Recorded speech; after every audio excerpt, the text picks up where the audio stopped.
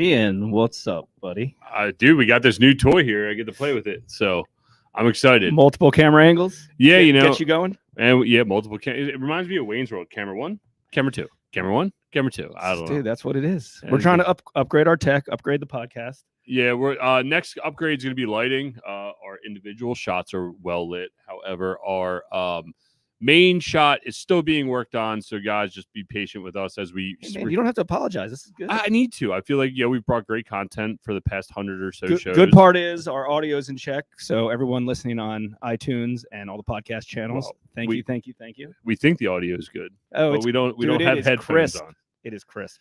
All right. Well, enough about us. Good. This podcast is never about us. It's about bringing the best content inside of real estate, and people that are actually doing stuff, not guru type stuff, and bringing people in that can provide value. And I'm excited for today's episode. Dude, me too. You know, anything we do related to, any guests we have related to marketing is right up my alley. I know. Right up my alley, because marketing is the front door to freaking everything. Yep. It doesn't matter what business you're in. You know, we're obviously in the real estate niche, and most of our audience is as well. A lot of our sphere and our friends are as well. But like, how many of them are doing proper marketing? Like 5% of every single person we know?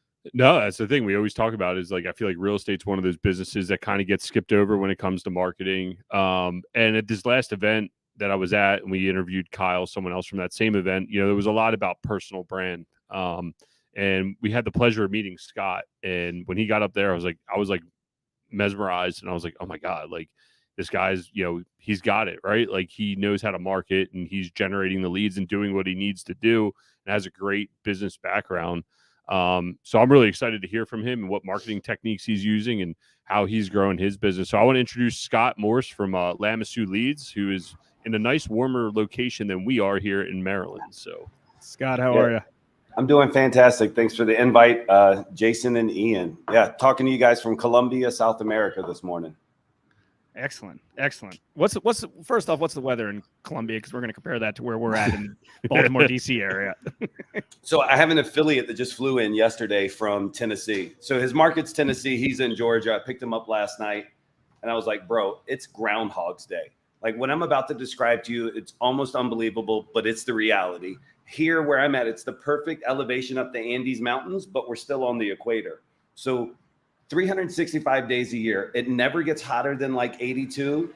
And no matter what time or month at night, it never gets lower than 70. So my day never goes beyond like 12, 14 degrees, 365 days a year. You really just need like one set of clothing or whatever. You get 7 pairs of the exact same shirt and everything. It's jeans and t-shirts or shorts and long sleeve shirt all day, every day. It's the best. So. Yeah, it's the way to do it. And this is someone that's coming from Florida, right? Yeah. You're going from really good weather to even better weather. Well, I went back to Florida. I was like, what is this feeling in that's humidity. I was like, gosh, damn. Yeah. So no, we're really blessed. There's other parts of Colombia that have different climates, but here it's genuinely paradise. I'm very blessed to be here and in this community, and the weather is just icing on the cake. That's awesome. Well, why don't we just start off with telling everybody a little bit about yourself and your business? Yeah, cool. So I'm the CEO and founder of Lamassu Media, Lamassu Leads. We're a marketing and lead generation company, predominantly for the real estate vertical. The overwhelming majority of my clients are wholesalers or investors, more wholesalers than investors. And there's a reason why, which we can articulate a little bit later. But yeah, man, we have over 70 some markets that we dial for. We do north of 2 million outbound dials a week. And we got about 140 person staff here now. So we got a little quaint operation we built up in the past 18 months since we started taking on clients. And we're just trying to generate the highest quality leads that this industry has ever seen. So would you say that the majority of your clients are wholesalers, like you said, because wholesalers need to find bargain basement opportunities and the best deals, and they need to market better than everybody else in general, or they treat it more like a marketing operation more than maybe a flipper would or a rental property owner would? Is that fair or no?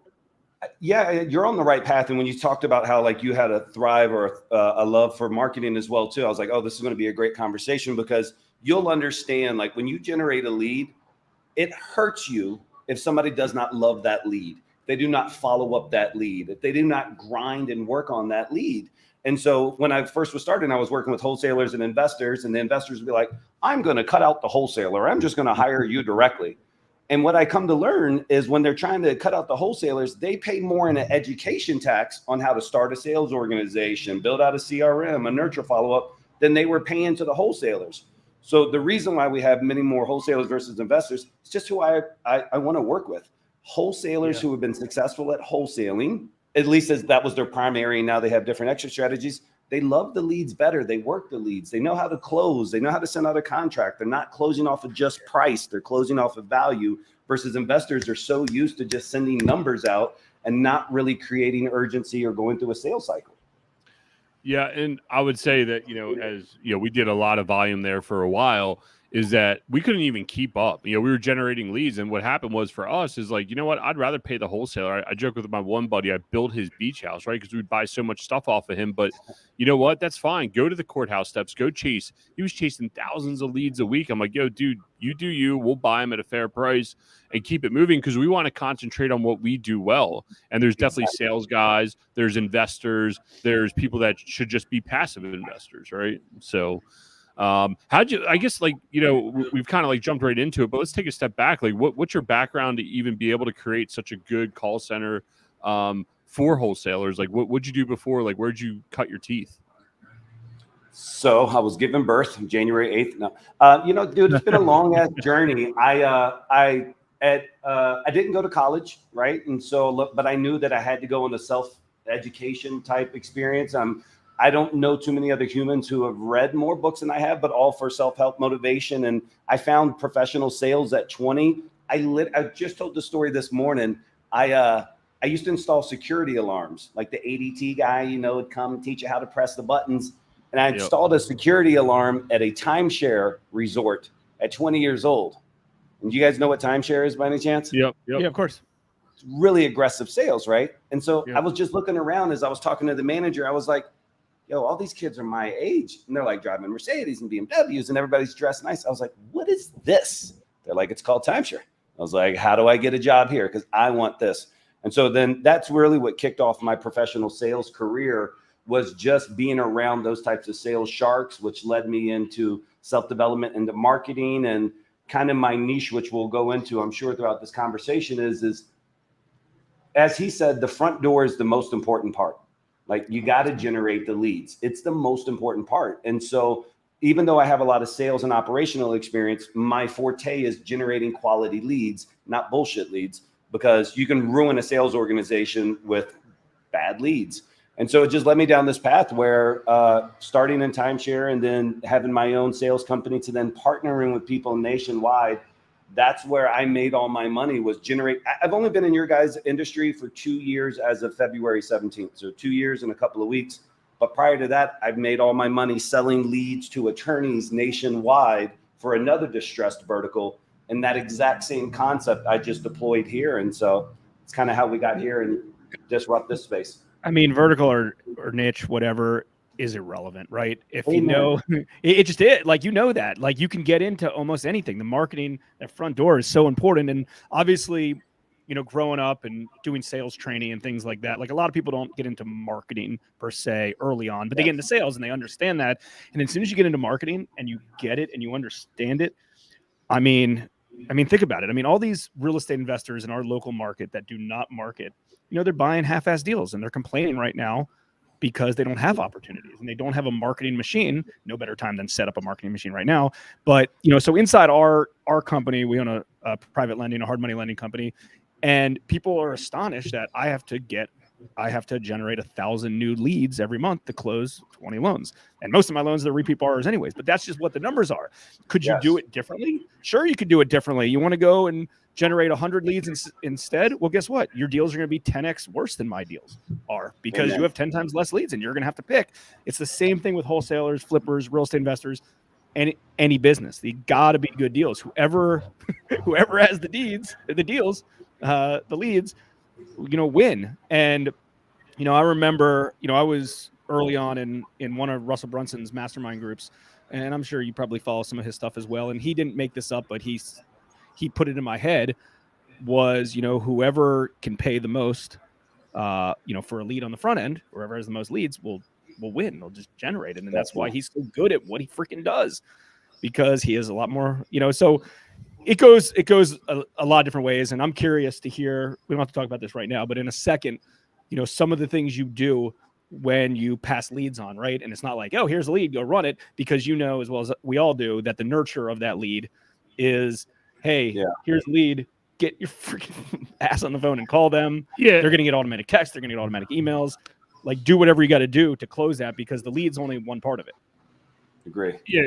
Scott, I would say, like, for the audience in general, kind of sum up what Jason's saying is, like, what can someone do to cultivate a lead, to even get going, to even get marketing in this, what everyone claims to be the hardest real estate market, because it's at the top, and you've penetrated this and are dominating it?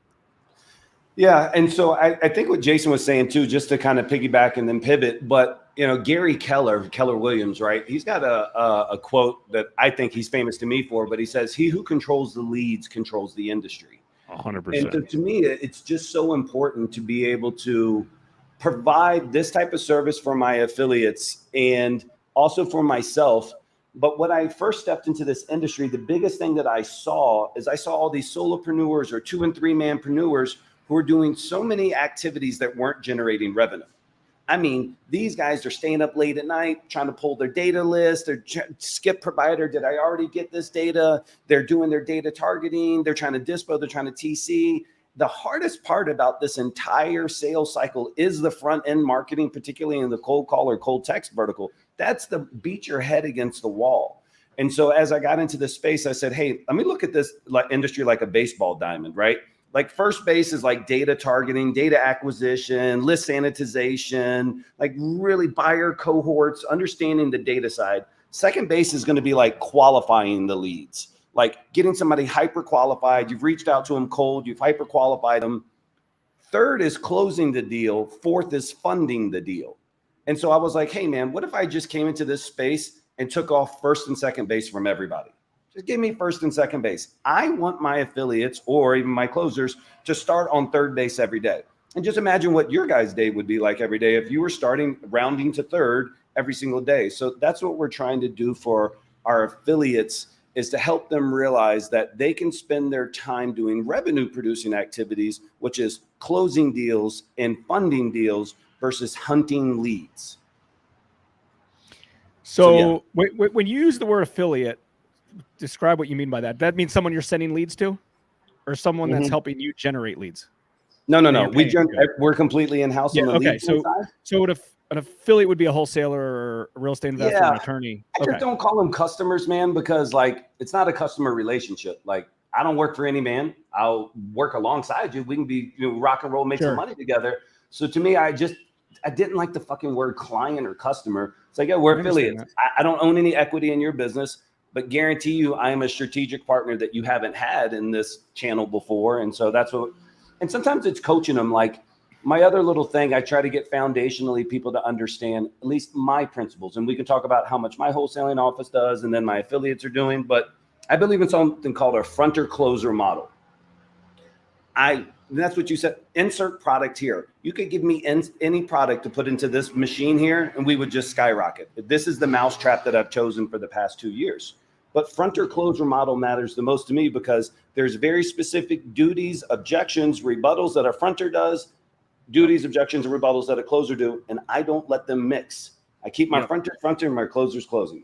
Yeah, it's definitely the 2-step high ticket sales model, right? Like you get in there, you generate a lead through your funnel or whatever it is, and then you have your call, like if I'm the high ticket sale or the house is the high ticket sale, whatever it is kept away from the person who is vetting that person. And then the person that's vetting them says, here you go close it. You can't even talk to that person. You can't see that house. You can't do anything until you've been completely vetted, right? Like it's the same exact model you guys do with some of your coaching stuff. And even for us, as when we bring investors in the front door, it's like, well, it doesn't really matter what the deal is. Are we a good fit for each other? And then it's the same 2-step process. And I think that's transferable. We all know the car dealership. You don't ever talk to the manager until you're right till the end. And then they come in and they try to close you. I think that's what you're recreating. And sales in general is something that's recreatable no matter what the industry is. I mean, Grant Cardone does a pretty good job of selling whatever he's selling, and he's on it all the time. So maybe walk us through kind of what you do. Let's just say it's a wholesaler. A new wholesaler signs up with you. What, like, where do you, where do you start off, and then where do they kind of pick up? Yeah, so I think the first thing is really to understand what my client avatar currently is. And because we don't work with newbies, not that I don't think there's not some really worthy newbies out there, but it's not our headspace. Like, I'm not a cheap marketing channel. I'm an expensive marketing channel, and you can't afford to fumble the ball. Like, you have a sales process in place, boom, it's going to be a rocket ship. If you don't, you can't afford to fuck with me. You're going to have to go hire some VAs in the Philippines or Egypt or wherever it is that you want to do your operation, because you have room for growth there. Once you're a well-oiled machine, you come to me. So my first thing is really just assess where they're at. Our perfect client avatar is somewhere between 4 to 8 deals a month that they're doing. They're struggling to get the double digits. They just need stabilized marketing. And so this is a very well-oiled machine here where, candidly, insert dollars, pull out this exact amount of leads, day in, day out, day in, day out. That's scalable, because once you've got your closing ratios down, then it's like insert more dollars equals this. So the other answer to your question is, once we identify a market for them, we'll help them with their data targeting. Most people don't know how to do cash buyer density search, or if they do, they suck at it. Like, I love cavemen. I want guerrilla sales guys that suck at everything else in their business operations, because I can make them successful. Give me the brains. Give me the beat your head against the wall. So we'll do the data. We'll do the lead qualifying. I just need you to be sexy on the phones. I just need you to be a closer in face-to-face. And that's how it works. I'll help you out here, because I was laughing when you told me about this, but it's true. Have you noticed his homage in his logo, who he's paying tribute to? You got this one? No. Wolf of Wall Street. Yeah, Stratton Oakmont, right? Like, because despite what the guy did, right or wrong, Jordan Belfort is a goddamn closer, and he motivated his people to get out there and close and knock it out of the park, right? And I think that's something that you do with your team and your call center agents inside of there. And if you could actually get into why you picked South America, I know we're kind of all over the place, and just knowing some of your story. There you go. I bought this off of eBay. This is an actual Jordan Belfort, one of the employees there, handwritten notes, sales training manual from Stratton Oakmont in 1992 or something, 1998, whatever it is. That's awesome. So, I mean, his straight line persuasion pitch, what his sales course of, like, on the line, above and below, and, like, keep taking away the rebuttals. And if you're below the line or get above the line, dude, I think it's so powerful. Yeah, no, agreed. So, okay, on your stuff. So, I mean, I've been involved in a lot of different, setups in the way that we do things. And I mean, I've had full-time setters and closers inside our operation, obviously not for little hard money loans. It doesn't fully make sense for that, but for other models, is your setup lead flow that internally a wholesaler will close on the phone, or go out to the property? Like, is that typically where you leave off? Right. I mean, I'm guessing, like, it's like, hey, listen, we're going to hone in on these, we're going to do, I don't know, regular reporting to determine how quality these things are and what you guys are closing on. But, like, in essence, someone needs to have that set up inside their business where they can handle whatever 10 leads a day of, hopefully qualified sellers. And they're coming in and they're following their sales process. Either it's a 1-step close or a 2-step close with a setter and a closer. Is that right? Like, you're doing the front end just to get that phone ringing? You hit it. It's just the one X factor, right? So I have a philosophy, and I think this is the reason why my affiliates have a strategic advantage over everybody who uses, like, the traditional VA service. It's like, more deals are lost on the first objection than the last objection. And when you have an underqualified human being doing your initial outreach, right? Like, all of my agents here know what a soffit is, a stud, an awning, a faucet, a gutter. My average qualifying call on an in-range lead is about 15 to 18 minutes long. Most people would never trust a VA in the Philippines, the majority of them, to have a 15-minute conversation with your seller just to qualify it. They don't know how to build rapport. They don't know how to do all the basic fundamentals that our agents do. So the answer to your question is we are hyper qualifying the leads. We're making sure we have all the details, building rapport, also getting a timeline, a motivation. Motivation is so important. And then a price. And then on top of so this is what's so weird. Everybody out there. You're doing that I first? do all that before I even pass the baton to you. So on the phone with somebody, with the seller. Oh yeah, that when we cold call Barbara Smith in Baltimore, Maryland, we're doing that 15-minute qualifying call. We're building rapport. We're setting the stage for our affiliate. We're getting a timeline, a price, a motivation. It's all 15 minutes long. That's great. And that's the reason why I tell people I'm less leads than you're currently getting, but I'm longer conversations than you've ever had with your cold call leads. Less leads, longer conversations, period. That's great. Yeah, I mean, think about it. And he takes the hard work off the wholesaler, and like it or not, all you got to do is show up there, knock on the door. Hey, I'm a representative of such and such company, and they're so juiced up. Off you go.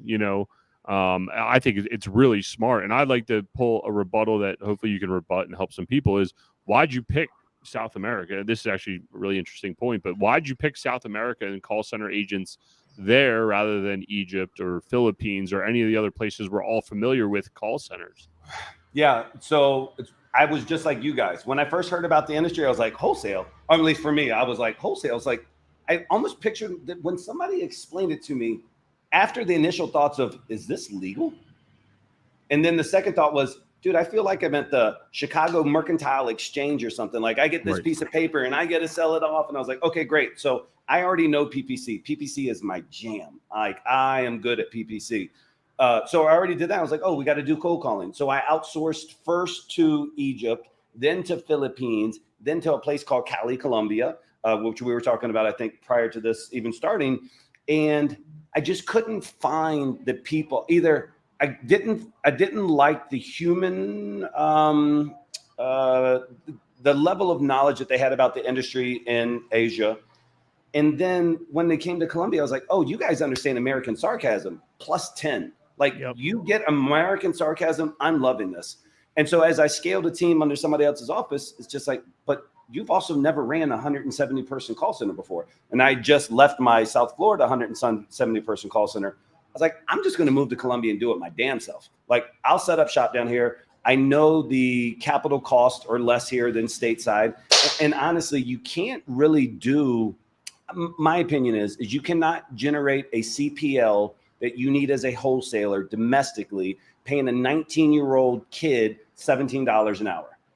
You're not going to do it at scale. So you have to go offshore. And then if you have to go offshore, you have to trust somebody who's going to run it like it's onshore. And that's why I'm here. Because I could have set up this joint and gone right back to the States, but this is my baby. This is my jet ski. Yeah. And this is going to be high level for probably a lot of people listening, but the ones that get it are going to get it. Right. Yeah. The ones that, understand the value of what your company does, what they need to be doing themselves that are listening or watching this, they'll get it. And, and that's what it is, because like those are the ones that are winning anyways. The ones that are like, oh, hey, I tried to do this and it didn't work. Like, most business owners are like, and they're like, we talk about it, especially in real estate, contractors, they're like, oh, I could do everything, right? Like they're goldfish and they just fill up and they fill up and they fill up. And so do many entrepreneurs are like, I could do that. I could do that. I could do that. I don't need to outsource it. But as you start to grow, and maybe you can comment on this, is like strategic partnerships, vendors that are legit, that you can vet, and you're going to pay more than just $1. You're going to pay the $1,000 rather than the $500 to get the right quality vendors through the front door. It goes a really long way, and it makes everyone's life easier. And I know you can't do it, and I like how you approach it. You're not in for newbies, because most newbies won't afford and get that, versus going for people who understand that they've created a business. And I don't know if you want to comment kind of on like what you view from that side of things. Yeah, so I'm a big quality driven person, right? And even my vendors, like you were saying, we just had to switch maybe 5 months ago to a new dialer platform called 5.9. It's the most expensive one that's really available out there. But all the rest of the providers, I mean, put it in perspective, we're doing over 2 million dials a week. So do you know the massive cat and mouse game that we're playing with the carriers, with our phone numbers, and the type of dynamic number swapping and number monitoring, CTA and health rates? It's like, you can't. I don't understand how a solopreneur could have time to really do their own cold call campaigns, particularly more than 1 or 2 agents, without having an expert do it. Because I know what they're doing is they're not working their leads that they should be working as hard, because over here managing this person and dealing with this dialer and the call to answer and the health. And it's like, yo, you find a strategic partner. For most people, I'm that strategic partner. We can have high level conversations about what's going on their sales side. And I also understand the closer side because I have my own closers for my markets. And so it's like, man, like it's a beautiful dance when it's birds of a feather. And so that's why this logo back there has got eagle wings on. It's like, we don't work with ducks. We only work with eagles. We don't work with hyenas. We only work with lions. So it's a good vibe for us. Well, and I'm assuming, since you said you've done PPC before, I don't know if you still do that as part of this or not.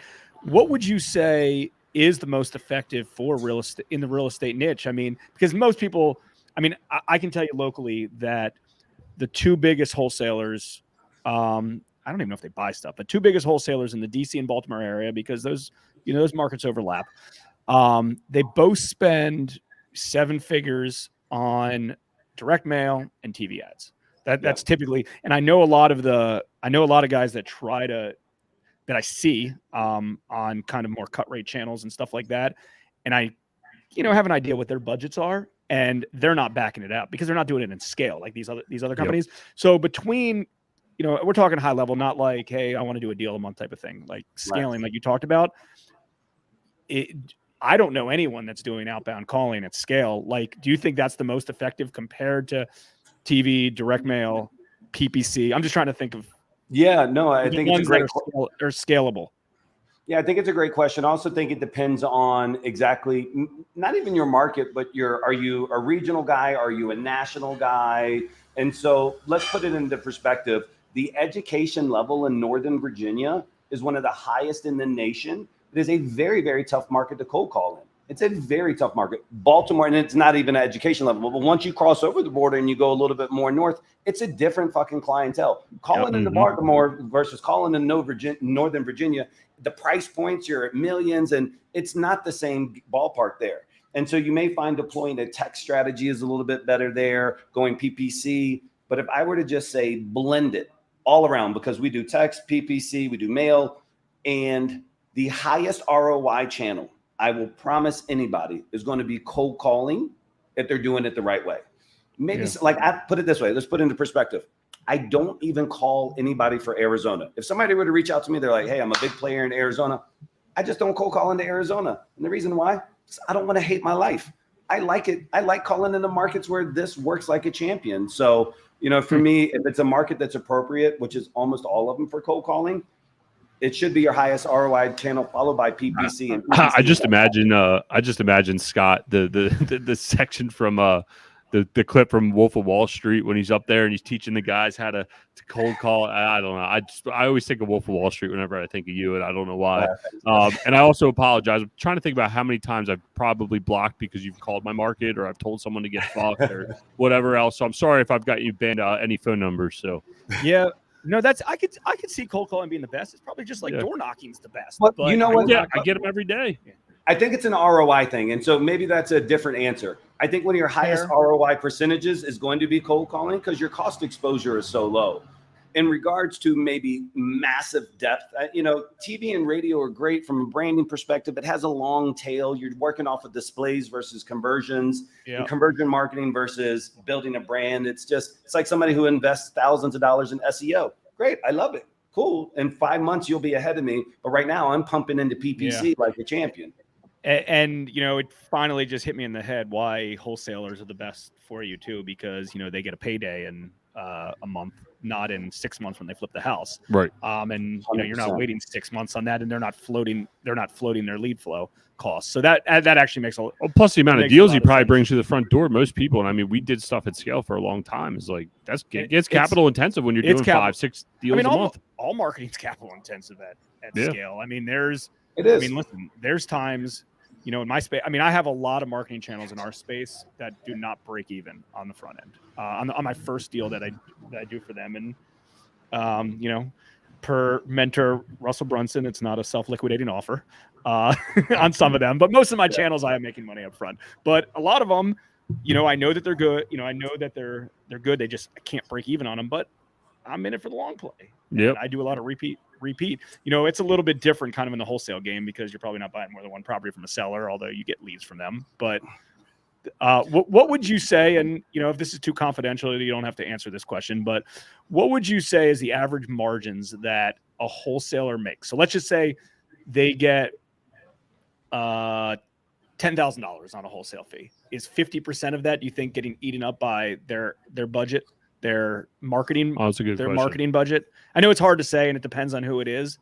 Yeah, I mean, it's like saying how fast does this race car go? A lot of it has to do with the driver. I would expect somebody to be at 40 to 60%, just depending on the channel and timing.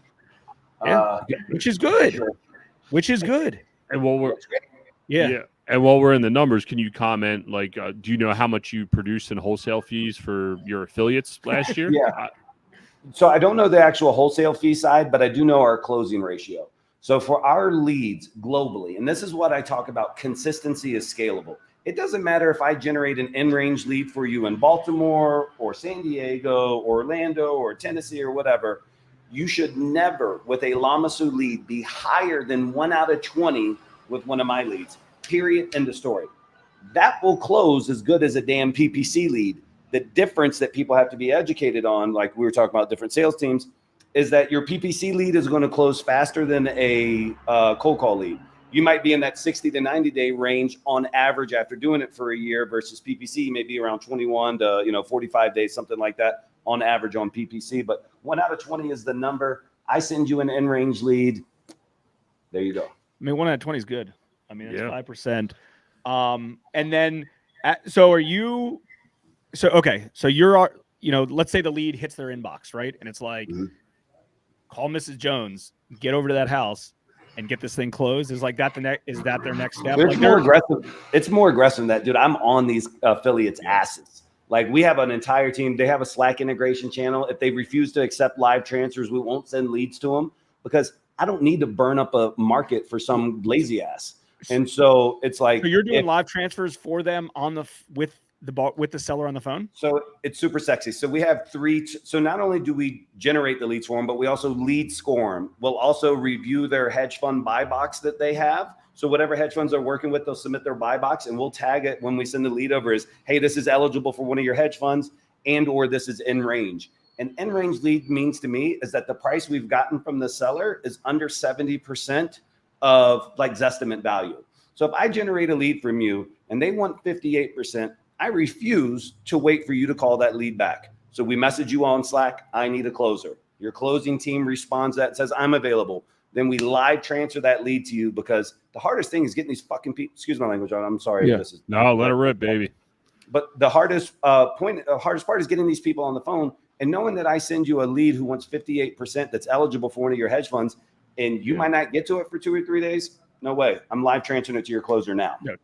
Yeah. I mean, that's how we used to do it when we were doing, our massive consulting for our private lending business. You know how I'm feeling right now is like exactly when I saw Scott speak there. It was like, oh my God. Like, just like when you start to think like, and we're all successful right here. It's like, yeah, my operations, like I got my operations refined for what we do. And then I'm like, God damn it. Like Scott's got like this little point, and like, there's just like little things you're talking about. Like, man, I could integrate that into my own business, even if I'm not going to be a wholesaler. Like, yes, that's what I take away from here. Cause I know we had a good conversation. Well, that's what I'm hoping a lot of people take away from this. And I'm not trying to like ask a lot of these questions for someone to hack it themselves, because, to hack around this, because they can this exact system, but they can get bits and pieces of it, of what works and what makes the most sense. And right. And like, I'm trying to relate this to, your storage leads, right? But, a deal like that, you can't do the whole kit and caboodle. It's just too expensive, right? Right. For somebody charging $100. Well, I've been waiting to talk. I've been waiting to talk to Scott about setting up more of a commercial type, lead gen, and we're going to have that conversation, and maybe I'll get on a plane and come down there. Have we talked about enough real estate? Because I got more fun questions if you got a few minutes for us. Whatever you want. Yeah, I just imagine Scott also in the Wolf of Wall Street getting up there in the morning, like, because you got 30, 40 agents there?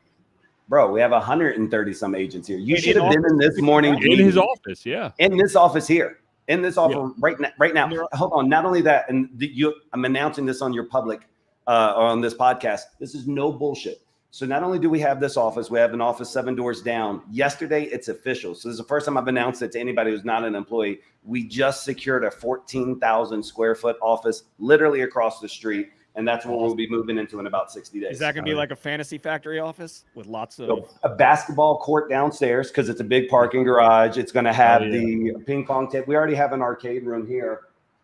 nice. Yeah, man, because dude, cold calling leads sucks. And if you don't give people the most badass work environment, they're just not going to get badass results. Well, especially for where you're working too, right? And that's not like a downplay, but like you kind of alluded to it of like, I'm providing them something that they're not getting here in this area. I didn't realize everybody worked out of your office.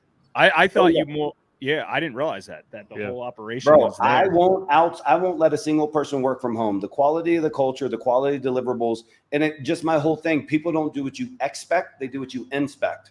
And so we have such tremendous oversight into everything they're doing, from our tech stack to the quality assurance team, everything. So yeah.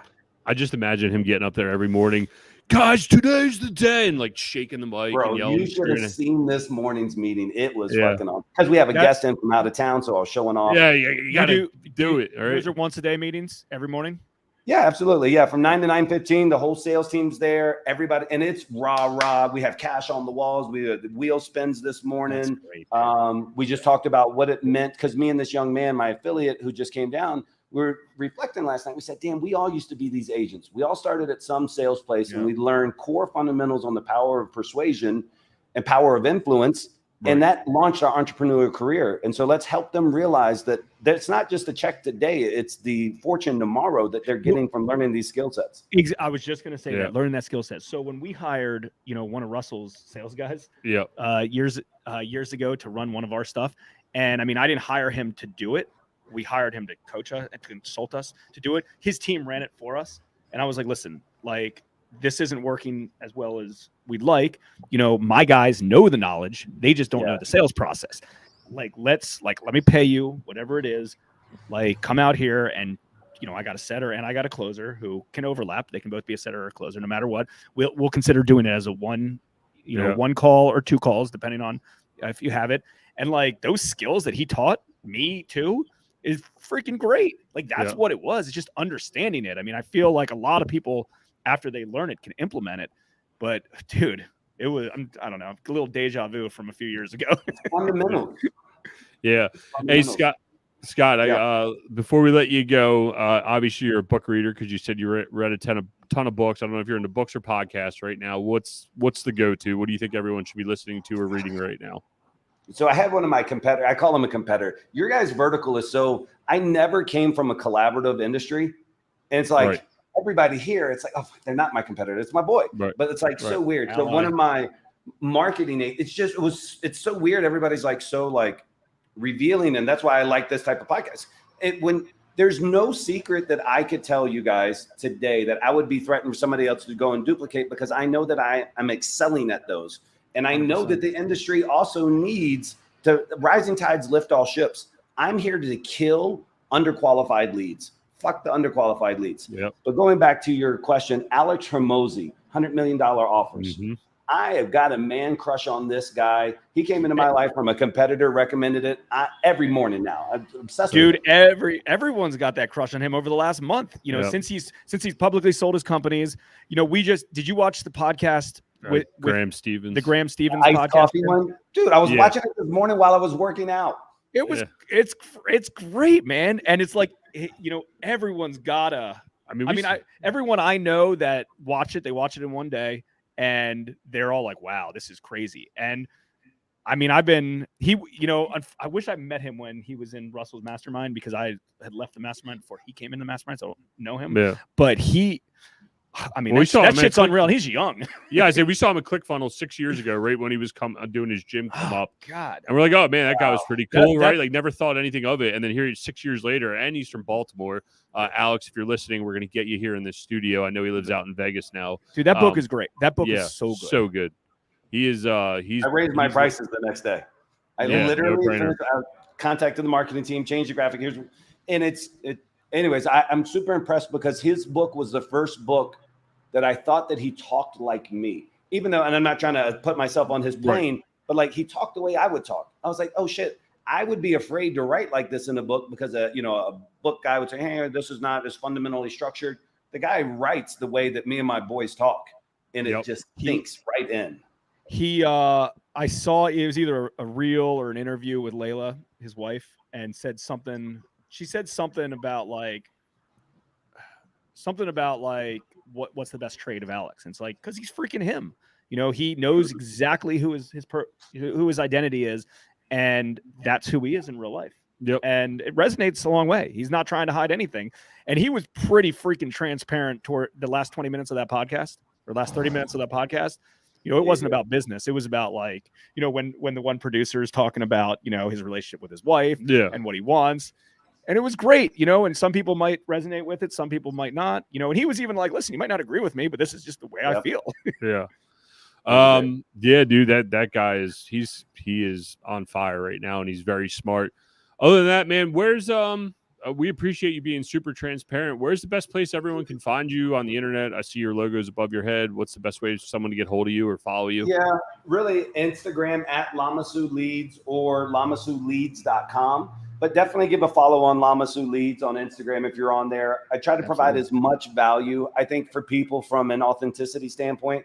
You'll see me walking around the call center here in a minute. We'll be posting more content out there. And it's just, I want people to see if somebody were to take away one thing, particularly to the real estate industry, it's like, I'm doing this from another country. Virtual is the way. I'm doing it from another continent. Right. And it's like, you guys and gals are scared to be like, well, I got to go door to door and I don't know about going to this other market. I'm like, yo, the country is your market and you can pick and choose which places that you want to go into. So I'd love to consult with anybody who needs that type of guidance as to they don't know which market to go into, et cetera, et cetera. And that's pretty much it, man. Like, I think this is a beautiful industry that we're in, and we have to take advantage of this, opportunity a lifetime during the lifetime of the opportunity, because I don't know what their ups and downs are like, but I've been here for these past 2 years, and this is a money-making printing machine. Like, it's insane how many people, and there's also a lot of morons that are making money too. So it's really surprising. And then, those morons will go away though as the markets change. But guess what? The demand for deals and leads will not, and it never will. And I mean, we've, taken from, I've been in this space about 15, 17 years, Ian's 10 or whatever. And doesn't matter where the market is. There's always a demand. There's always a demand. And, that's the beauty of it. And too many people, just like anything, it's like, oh, real estate doesn't work, or I can't find the deals that I want. It's the top of the market. Dude, guys, Scott came in here and created a 7-figure business in the top of what everyone's calling the top of the market, and absolutely crushing it and helping other people, and has found a way to partner with other people to continue to create dollars and cents. Man, I love everything that you've put out today and look forward to working with you in the future. Awesome, guys. I appreciate it, Jason and Ian. Scott, thanks, man. Appreciate it. Yeah, man. I mean, that was good, man. Yeah. Scott knows his stuff. I love that topic. Yeah. The marketing stuff, I freaking love, and I can resonate with. And it was, I would say, the one advice that personally I would have for a lot of real estate investors is, listen, don't be too anxious. You don't have to go all in at once, right? You don't have to say, oh, well, I'm just going to go sell my house and then I'm going to have a $40,000 a month marketing budget to do that. It takes time. You can scale up quickly. You do baby steps, right? You do some of the heavy lifting yourself. You kind of put your team in place, be ready, be prepared, and then start scaling. And then when you get to the point, like Scott said, he can't help anybody that's, only looking to do 2-3 deals a month. When you got to be ready. And I mean, I've been in a position with that in our businesses before, and it's like, hey, we're doing this much volume and we want to freaking blow it off the roof, and you don't even care what it costs because it pays for itself. Yep. My number one takeaway is that he built a great foundation inside another industry and then came here and destroyed it, right? And it's the same thing inside of real estate, whether it's us doing our single family stuff for years and years and years, and then being able to advance asset classes, or learning traits from outside of real estate that we were able to bring here to real estate and dominate. I think that's a great takeaway. Everybody has a skill set, whether you're in a corporate job, a blue collar job, it doesn't matter what it is. You have a skill set. You need to identify what that is, bring it to real estate, and start your real estate investing journey. So it was a great one today, man. So absolutely. All right, guys. Hope you enjoyed this week. Give us a like, give us a share. YouTube, Facebook, every platform that we're on, along with iTunes as well. So enjoy, and we'll see everybody next week. Thanks for tuning in to the Real Estate Reserve podcast. Do us a favor and like, comment, and share our